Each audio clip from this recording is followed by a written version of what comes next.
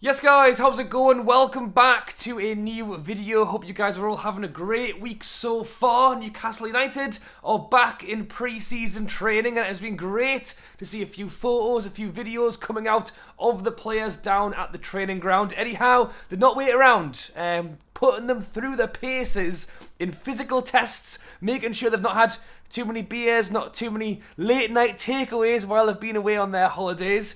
Still waiting to see Sandro Tonali make his first, well, we've seen him at the training ground visiting. Can't wait to see him in there in action, potentially even in time for Gateshead's game this Saturday. Newcastle play away at the Gateshead Stadium on Saturday, early kickoff, and I will be there.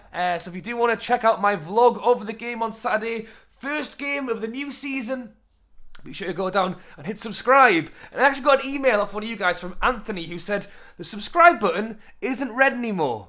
It's actually black or white. So they obviously know what time it is. So if you don't believe me, go down, check it out. And while you're there, press the button as well. So yeah, subscribe to the channel. Loads of videos coming out right now. As I say, cannot wait to get there on Saturday. And who knows? Could we see Sandro Tonali on Saturday? Could we see Harvey Barnes or Livramento on Saturday? Lots of reports coming out at the moment. Newcastle are closing in, particularly on Barnes. And it's understood that Chiesa, the Juventus player's representatives, are in the UK right now as he looks for a move to a Premier League side. Could Newcastle United be the team where he ends up?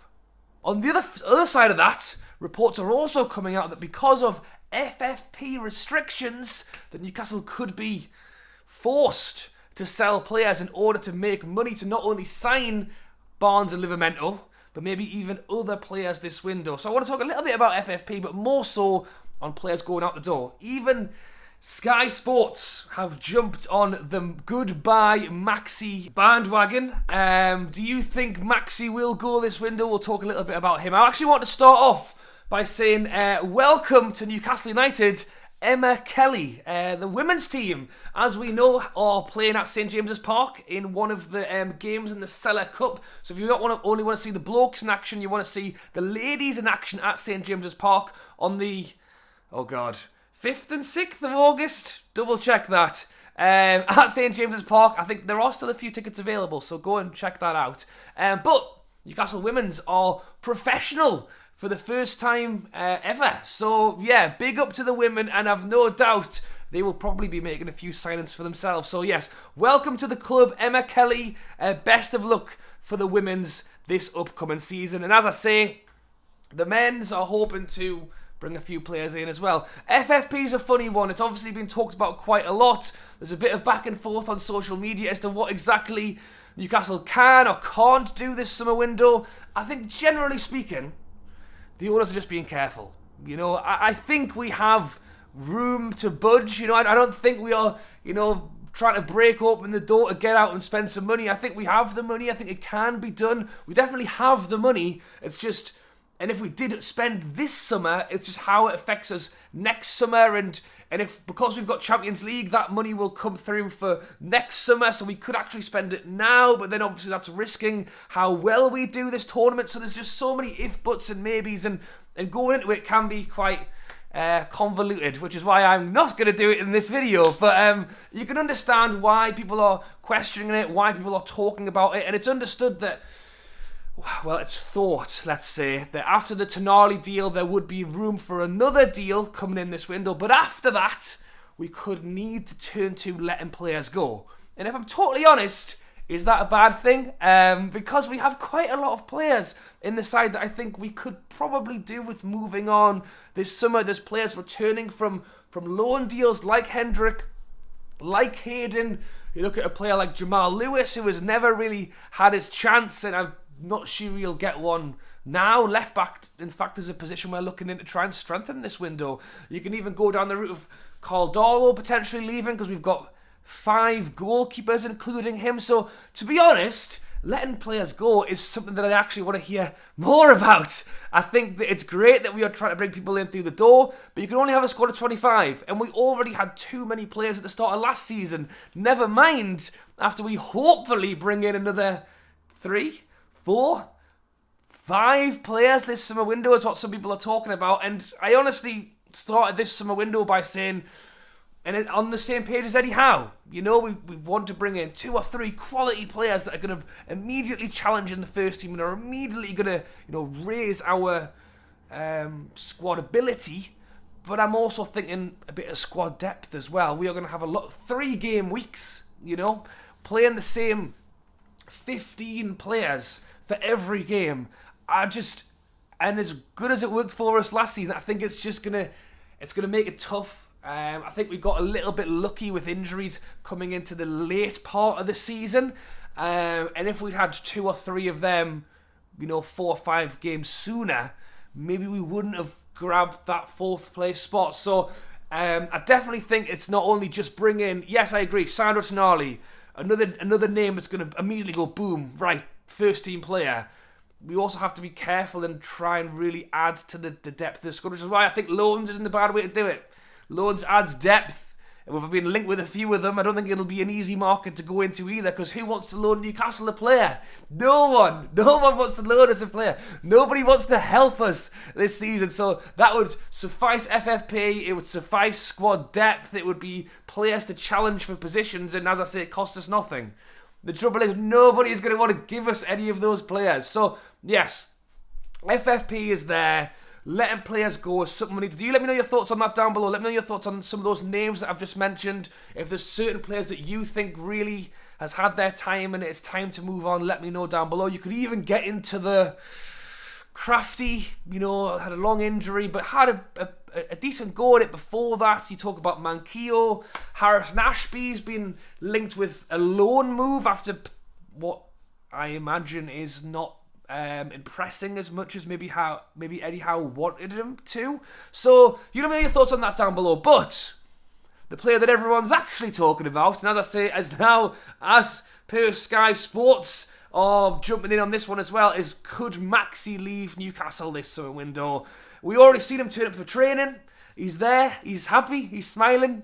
He's shaking hands with Eddie Howe. He's having a good time. So, what other than Maxi being Maxi and posting his weird and wonderful cryptic messages on social media, I mean, I'd have to say, for someone who is happy and doesn't want to go, why post these kind of messages on social media? I'll show them, it's my time will come and all this kind of. It's like, if you're happy and as Larry, why do it? So it's very. Where is he? What's going on? And to be honest, as I say, there's been a few outlets who have reported on the Maxi stuff. It's now starting to hit the medias like Sky Sports. And when that kind of happens, it does make me think, generally speaking, there is, not often smoke without fire. And it's not to say that he's banging on Eddie Howe's door this morning going, get me out of here. I'd like to think that's not. And from what we've seen of the videos and the photos coming out from the training ground, obviously that only tells a small part of the story and possibly only the part of the story they want us to see. But I don't get the impression that he's in there banging the door down. I don't get the impression that he's saying, I want to go. But I do, however, think that if there was a big fee that came in and suited both parties, maybe it would be time for him to go. So, I mean, there's also talks about him getting offers from Saudi Arabia as well, which, I mean, which Premier League player isn't getting an offer? I wish I got an offer, God, the amount of money some of these guys are getting paid to go over there. It wouldn't surprise me if maybe there is a underlying talk on that one as well. So, we can only wait and see. The only thing I say about Maxi is if we sold him for 25 million, and we'll come on to Harvey Barnes in a moment, and pricing and how much every players cost. You aren't getting a player better than Maxi for that price. It's just not happening. If we are to sell him, it's got to be 35, 40, 50. And at least you can go out there and you can replace with somebody.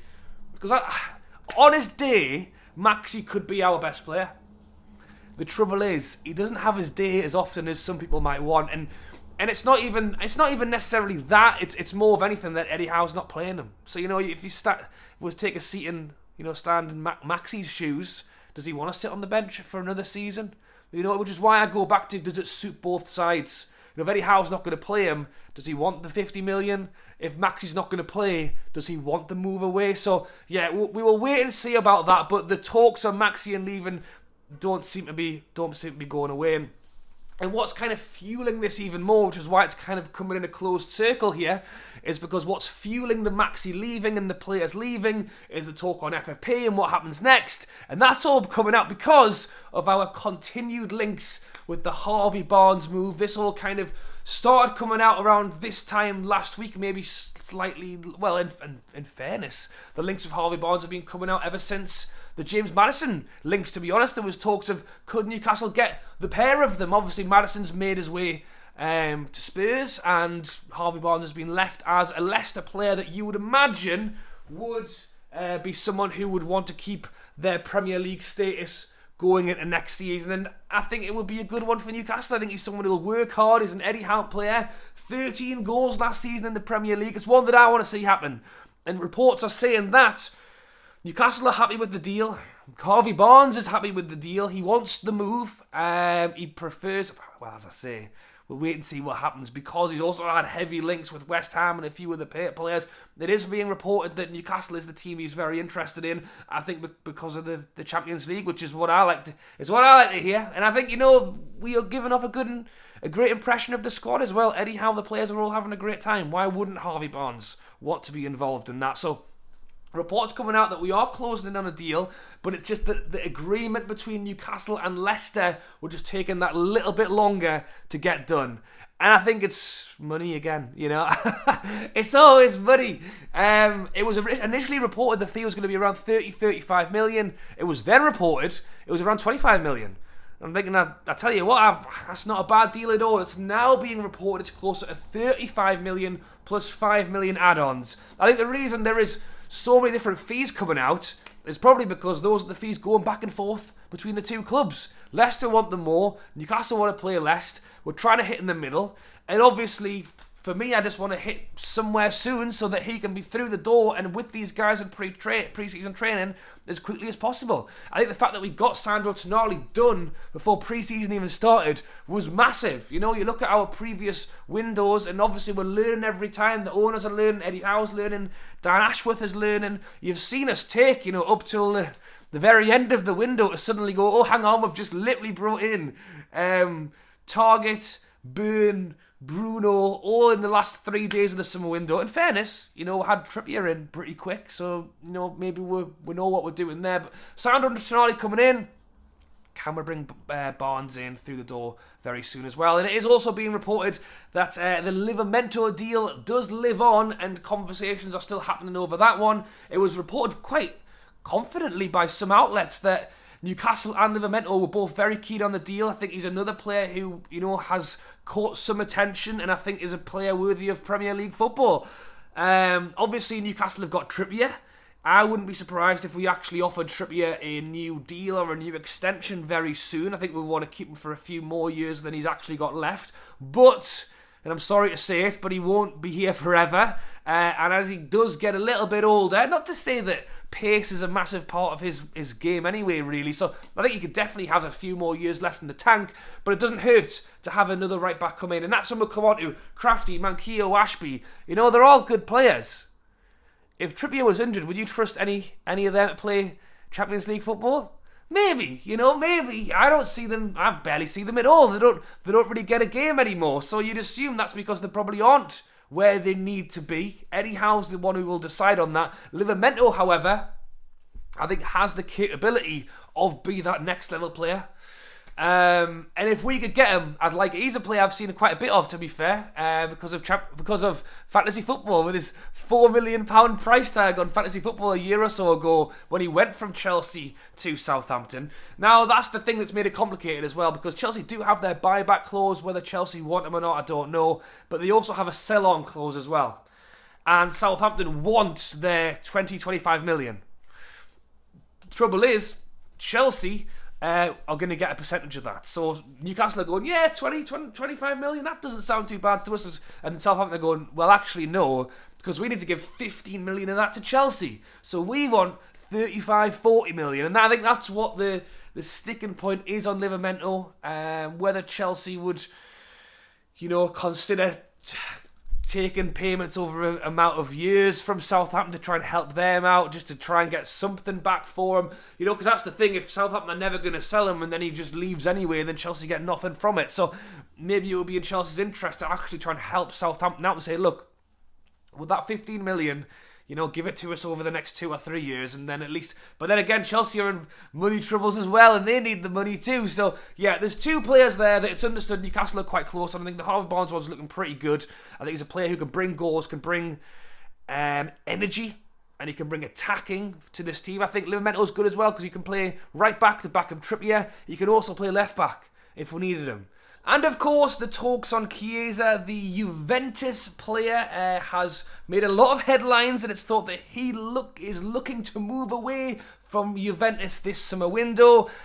He's not the only Juventus player we've been linked with. We've got linked with Bonucci last week, and it's understood that a lot of Juventus players are basically looking to make their way out of there. They don't have, you know, Champions League football. It's thought that money could be a reason to try and move a few players on, and could Chiesa make a move to Newcastle United? Well, I wouldn't mind it. Part of me feels like this one could be a little bit of what happened with the Barella move, where we're all talking about Barella and then suddenly Tonali walks in the back door. I mean, I'd love for us to be in for Chiesa, and I'd love to hear that Dan Ashworth has worked his magic and we were the team who got him. This one's still a little bit more on the quiet. I think it's potentially, we're in talks to see how the player feels. Would he be interested? Does he want to keep wearing a black and white top? Because we've got one of those as well. So yeah, we'll listen and learn on that one, and hear if there's anything more to come. Obviously there is the other link to the French defender Disasi. Disasi, I think is how you say in French, although himself actually says Disasi. The centre-back from Monaco, anyway, he's a right-sided centre-back. There is a few people kind of saying that we've agreed terms. I've not seen loads on that one yet, and it was Fabrizio Romano who raised it first time round, and he's not too far off. So that's what I hear. I think the main point to take away from him is more that we're in talks for defenders, we're in talks for a centre-back, so it clearly shows that we are getting ourselves out there to try and bring a few of these guys in. But it will be interesting to see, I think, as much as it is to see players come in, what happens with some of these players going.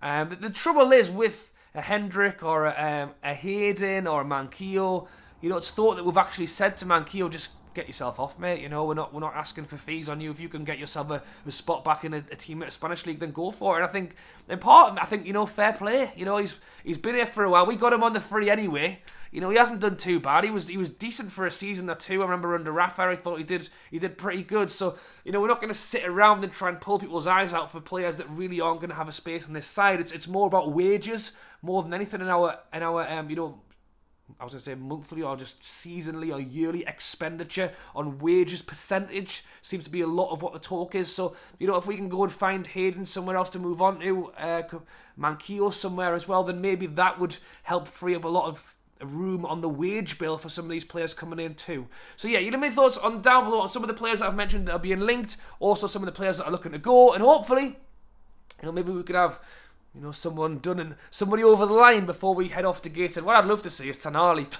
play this Saturday against Gateshead. I've got a feeling he may not. Obviously, he's enjoying his holidays at the moment. He posted an amazing video the other day with a Sam Fender track in the background, showing off his little trip to Newcastle, which was very cool. So if you've not seen it, check out Tonali's Instagram for that as well. But yes, thank you for watching, guys. Hope you have enjoyed the video. As I mentioned already, if you've not hit that black and white subscribe button, be sure to do it. Loads of content coming out right now. Loads of Newcastle talking points at the moment. As I say, the games are starting soon, and I'll be there on Saturday. So can't wait for it. Don't miss the video. Get your notifications on so you get notified of every video. Thank you for watching. Enjoy your week, and I'll catch you later.